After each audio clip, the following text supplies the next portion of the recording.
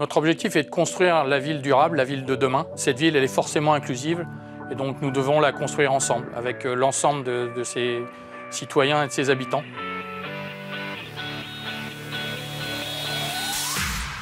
Le sommet de l'inclusion économique 2022, organisé au ministère des Finances par la Fondation Mosaïque sur le thème Agir avec impact, a réuni plus d'une centaine d'entreprises, institutions et associations prêtes à s'engager en faveur de la diversité et de l'inclusion économique.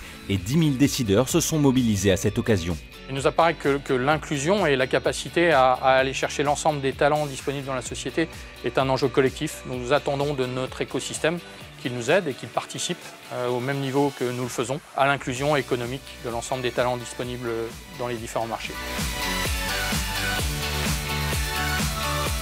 Il faut se rendre compte qu'aujourd'hui, ce sujet devient une évidence par rapport à il y a 15 ans, mais c'est loin d'être gagné et que si on ne se saisit pas de ce sujet-là, on va être en décalage par rapport à son marché, par rapport à ce qui est attendu d'une entreprise citoyenne. Je sens qu'il y a une ambition qui est montée, je sens qu'il y a une envie de collaborer et je sens qu'il y a une envie de réussir. Près de 50 plénières et ateliers ont eu lieu dans les locaux du ministère à Bercy, l'occasion de partager des pratiques et de confirmer des engagements forts en faveur d'une société plus inclusive et pour faire avancer ce sujet créateur de valeur pour l'économie de notre pays.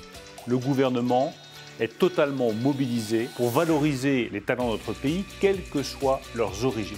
Aujourd'hui, notre industrie fait face à d'énormes challenges, c'est décarboner notre industrie et la construction. Nous avons besoin de l'ensemble des talents disponibles dans la société pour répondre à ce défi.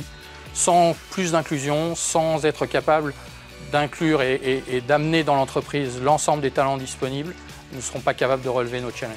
J'aime les aventures humaines, les histoires humaines, et là je trouve que c'est un carrefour justement qui provoque ça. Le sommet de l'inclusion économique, ce sont également des moments d'échange entre des talents et des entreprises engagées. Pas moins d'une centaine de tables rondes pour découvrir des dizaines de métiers, mais aussi des rencontres d'exception entre des CEO et des alumni de la Fondation Mosaïque. En parallèle, un forum dans les travées de Bercy a permis de nombreux entretiens de recrutement concrets. À titre d'illustration, les entreprises parties prenantes du sommet de l'inclusion économique ont réalisé plus de 50 000 recrutements inclusifs cette année.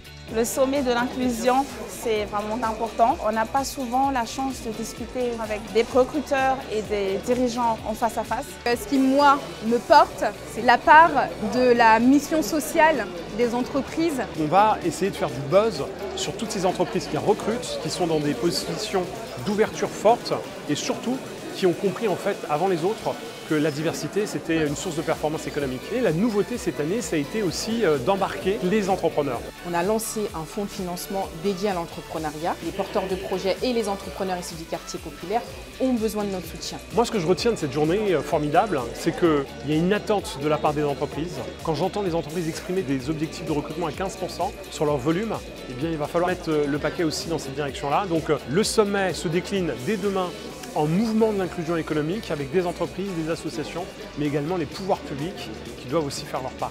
Donc rendez-vous la prochaine fois à l'Elysée.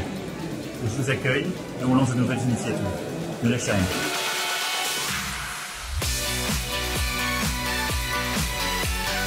Nous devons d'être optimistes, nous sommes une entreprise mondiale qui gère l'inclusion globalement. Notre enjeu, c'est de réaliser ça localement et d'être capable, grâce à ça, de relever les grands enjeux de la société.